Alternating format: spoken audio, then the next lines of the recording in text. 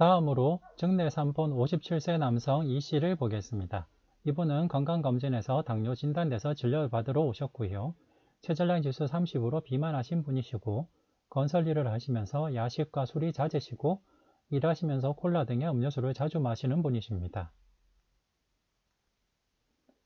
자, 그렇다면 당뇨 치료의 목표를 다시 한번 상기하도록 하겠습니다. 당뇨 치료의 목표는 혈당 조절에서 그치면 안 되겠습니다. 당뇨 치료의 목표는 궁극적으로 당뇨합병증과 사망을 예방하는 것인데 당뇨합병증은 크게 급성합병증과 만성합병증으로 나뉘게 됩니다. 당뇨의 급성합병증은 고혈당성 혼수, 케톤산 혈증, 저혈당이 있고 만성합병증은 크게 미세혈관 합병증과 대혈관 합병증으로 나뉘는데요. 대혈관 합병증의 경우 죽상경화성 심혈관 질환과 일맥상통하겠습니다. 이처럼 당뇨로 생기는 합병증과 당뇨로 인한 사망을 예방하는 것이 당뇨 치료의 궁극적인 목표가 되겠습니다. 그런데 2017년도 대한당뇨병학회 진료지침까지 경구약제의 단독요법 시 첫 치료제로 메포민을 권고하였습니다. 이것은 2015년대까지 대부분의 당뇨지침에서 일관되게 경구약제 단독요법 시 첫 치료제로 메포민을 권고하는 것과 일맥상통한 것이라고 하겠습니다. 하지만 2015년에 새로운 연구 결과가 발표됨에 따라서 당뇨 진료 지침에 큰 획기적인 변화가 오게 되었습니다. 바로 엠파렉 아웃컴 연구인데요. 엠파렉 아웃컴 연구는 이미 당뇨 합병증이 발생한 고위험군 당뇨 환자를 대상으로 엠파글리플로진과 플라시보를 비교한 연구입니다. 엠파렉 아웃컴 연구 결과 플라시보군에 비해서 엠파글리플로진이 프라이머리 아웃컴 호전뿐만 아니라 올코즈 모탈리티까지 감소시켰고 특히 하트 페일리어와 프로페시의 진행까지 늦출 수 있고 예방하는 것이 밝혀져서 당뇨 치료에 큰 전기를 가져오게 되었습니다. 그 이후로 엠파글리플로진 외에 다른 SGLT2 인히비터도 심뇌혈관 질환 예방 효과를 증명하였고 심부전 입원과 키드니 디지즈의 진행 예방을 증명하였습니다. 그와 함께 GLP-1 리셉터 아고니스트들도 메이저 어드밴스 카디오바스큘러 이벤트 예방 효과를 증명하는 연구 결과들이 속속 발표가 되었습니다. 이런 연구 결과들이 계속 발표됨에 따라서 최근 당뇨병학회는 이전 당뇨병 진료 지침과 기본적인 구조 자체가 달라지게 되었습니다. 예를 들면 2024년 미국 당뇨병학회 진료 지침을 보면 맨 처음에 제시한 골이 바로 첫 번째 골은 카디오레날 리스크 리덕션인 것과 두 번째 골에서 글라세믹 컨트롤과 웨이트 매니지먼트 골이 제시되어 있다는 점을 주목할 만합니다. 기존 진료 지침에서는 글라세믹 컨트롤 골이 제일 우선적으로 권고가 되었고 나머지 것들은 부차적인 다른 챕터로 나왔는데 근래 발표된 당뇨병 진료 지침들은 대부분이 카디오레날 리스크 리덕션이 궁극적인 목표로 제시되어 있고 그와 함께 체중 조절 목표에 대해서도 자세히 언급이 되어 있습니다. 대한당뇨병학회 진료 지침에서도 우선 산피 심톰이 나타나는 심각한 고혈당이 있는지 이를 먼저 고려해서 그럴 경우 인슐린을 먼저 사용하겠지만은 그렇지 않다면 우선적으로 고려할 점은 죽상경화성 심혈관 질환이 있는지 심부전이 있는지 만성 콩팥병이 있는지를 우선적으로 보도록 권고하였습니다. 그 이유는 죽상경화 심혈관 질환이 있으면 GLP-1 리셉터 아고니스트나 SGLT2 인히비터를 우선적으로 쓰고 심부전이 있을 때도 SGLT2 인히비터를 우선적으로 쓰고 만성 콩팥병이 있을 때도 SGLT2 인히비터를 우선적으로 쓰고 SGLT2 인히비터를 우선적으로 쓰기 힘들 때 GLP-1 리셉터 아고니스트를 쓰도록 권고하기 때문입니다. 결론적으로는 SGLT2 인히비터와 GLP-1 리셉터 아고니스트를 잘 쓰자가 최근 당뇨 진료 지침의 핵심이라고 볼 수 있습니다. 우선 SGLT2 인히비터의 기전을 한번 보도록 하겠습니다. SGLT2 인히비터는 나트리레시스와 글라이코슈리아를 유발시키는 약제입니다. 즉, 소변으로 소듐이 빠져나가고 소변으로 글루코즈가 빠져나가도록 하는 약제인데 소변으로 글루코즈가 빠져나가니까 혈당 조절도 되고 체중 조절도 되는 효과가 있습니다. 혈당이 빠져나간과 동시에 소듐도 빠져나가기 때문에 결과적으로 혈압도 감소하고 볼륨 오버로드도 감소하는 효과가 나타나게 되겠고, 소변으로 소듐과 글루코스가 더 많이 빠져나감에 따라서 과여과되고 있다, 하이퍼필트레이션 되고 있다는 시그널을 줘서 투뷸러 글로메룰라 피드백을 통해서 사구체 내의 압력을 낮추는 효과까지 있기 때문에 사구체 내부의 고혈압에 의한 만성 콩팥질환 진행까지 예방하는 효과가 있습니다. 따라서 결과적으로는 신장질환 예방 효과와 심혈관 질환 예방 효과와 체중 조절 효과가 다 나타나는 아주 좋은 기존의 약물로서 알려져 있습니다. SGLT2 이니비터와 GLP-1 리셉터 아고니스트를 비교해서 보면 이렇습니다. 우선 기존에 널리 사용되던 DPP4 이니비터의 경우에는 메이저 어드버스 카디오바스큘러 이벤트, MI, 스트로크, 올코즈 데스, 심부전 입원, 레널 아웃컴 등에서 플라시보와 차이를 주지 못하였습니다.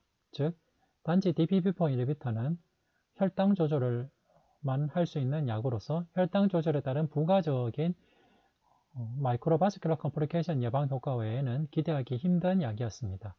하지만 SGLT 이니비터와 GLP-1 리셉터 아고니스트의 경우 메이저 어드버스 카디오바스큘러 이벤트, MI, 스트로크, 카디오바스큘러 데스 까지 예방하는 효과가 발표가 되었습니다.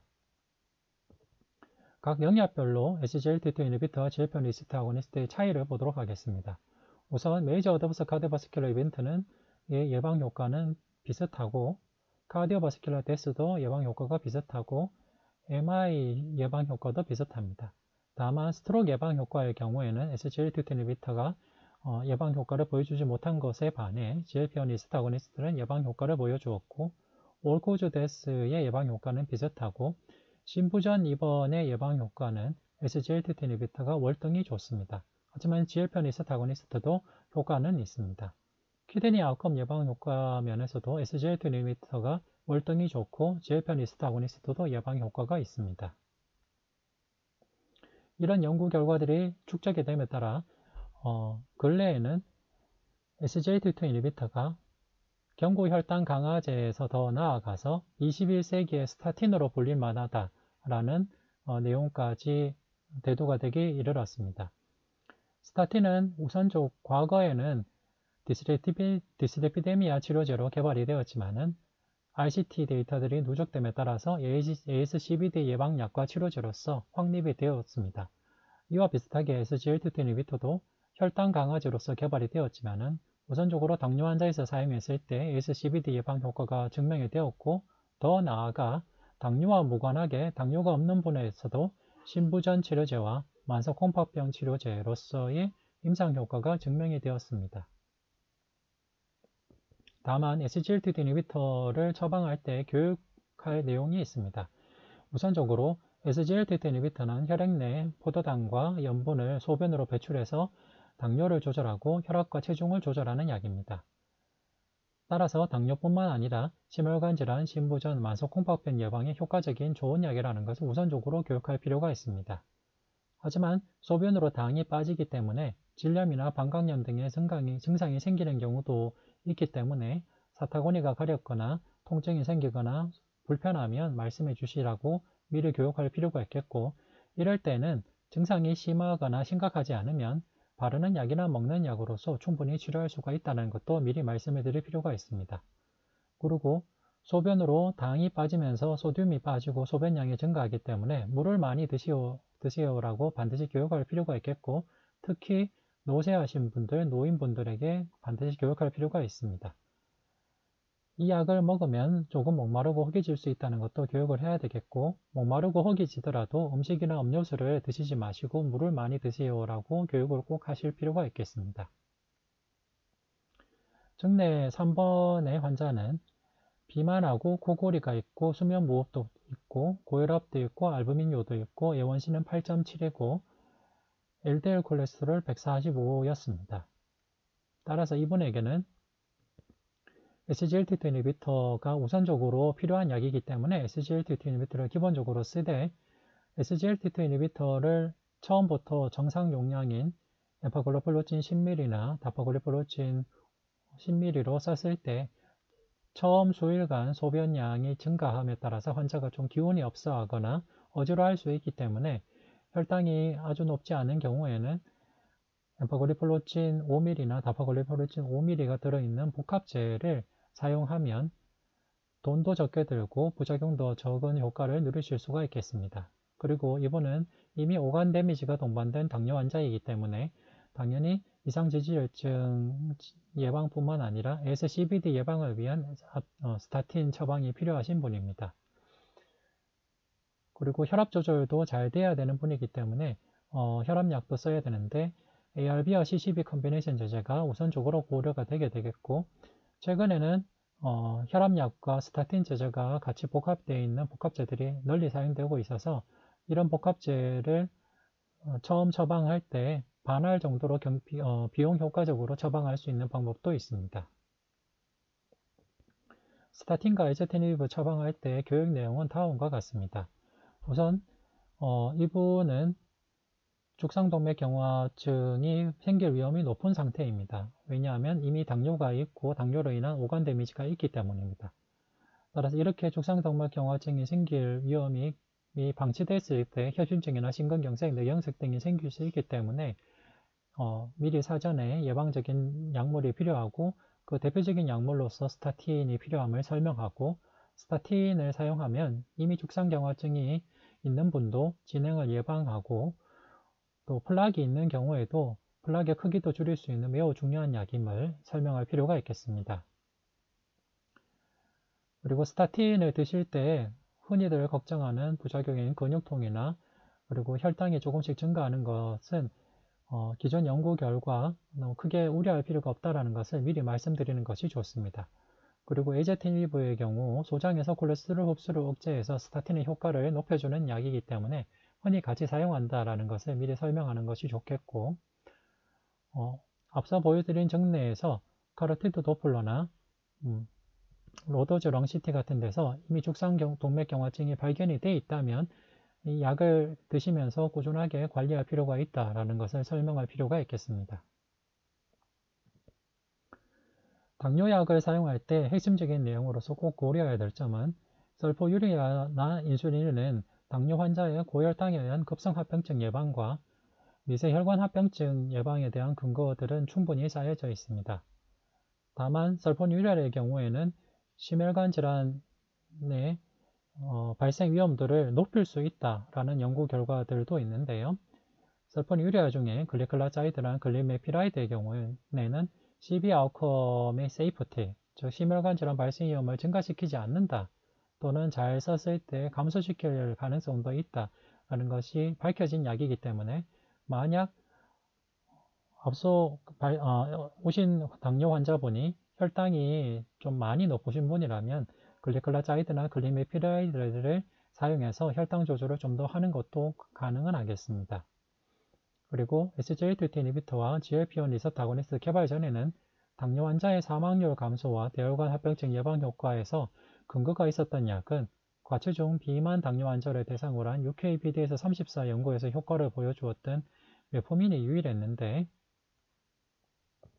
그 뒤에 개발된 SGLT2 이니비터와 GLP-1 리서트 아고니스트가 당뇨의 대혈관 합병증 예방 효과를 보여주었기 때문에 최근에 우선적으로 널리 사용되게 이르렀습니다. SGLT2 이니비터의 경우에는 당뇨 환자의 SCBD 예방약에서 더 나아가서 당뇨와 무관하게 심부전 만성 콩팥병 예방약 치료제로서 이제는 사용되고 있고, 몇몇 초기 연구에서는 IgA 네프로패시나 루푸루스 네프라이티스 같은 글로메룰로 네프라이티스에서의 신장 보호 효과도 기대가 되고 있습니다.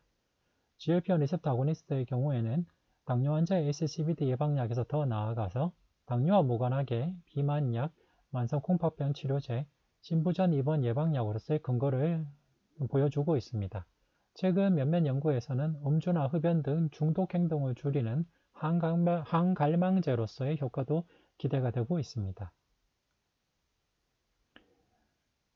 정내사암 환자에게 SGLT2 이니비터와 메포민, 그리고 CCB와 ARB 복합제와 함께 스타틴을 잘 사용하고, 이분에게 단 음료수를 먹지 말고 물을 많이 마시고 운동과 체중 조절을 잘 하시도록 잘 교육을 해서 이번에 잘 노력하신 결과 5kg의 체중 감소가 있었고 그 뒤로 혈압과 혈당들도 매우 조절이 잘 되는 것이 보고가 되었습니다.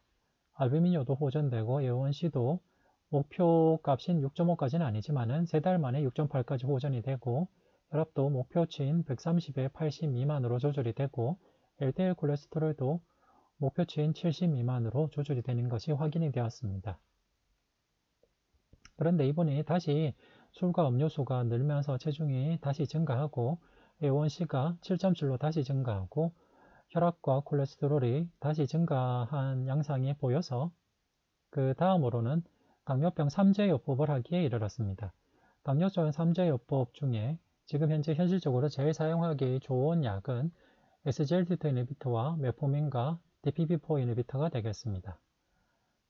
이렇게 반할 성분, 반할 용량의 약제를 값싸게 처방할 수 있는 방법이 있기 때문에 이런 컨비네이션으로 약제를 처방하게 될 경우 상당히 싸게 하지만 효과적으로 혈당을 조절할 수가 있습니다. 그리고 고혈압과 스타틴 복합제의 경우도 용도별로 비교적 경제적인 약제들이 다 용량별로 나와 있기 때문에 비교적 고용량 고혈압과 혈압 스타틴 복합제를 선택해서 반할만 사용한다면 상당히 비용 효과적인 처방이 되겠습니다. 이렇게 했을 때 엠파글리플로진 12.5, 리나글레틴 2.5, 메포민 1000ml, 그리고 칸데설탄 8ml, 암로디핀 5ml, 아토바스타틴 20ml를 복합제로 사용했을 때는 하루에 약값이 2,000원 미만으로도 사용할 수가 있습니다.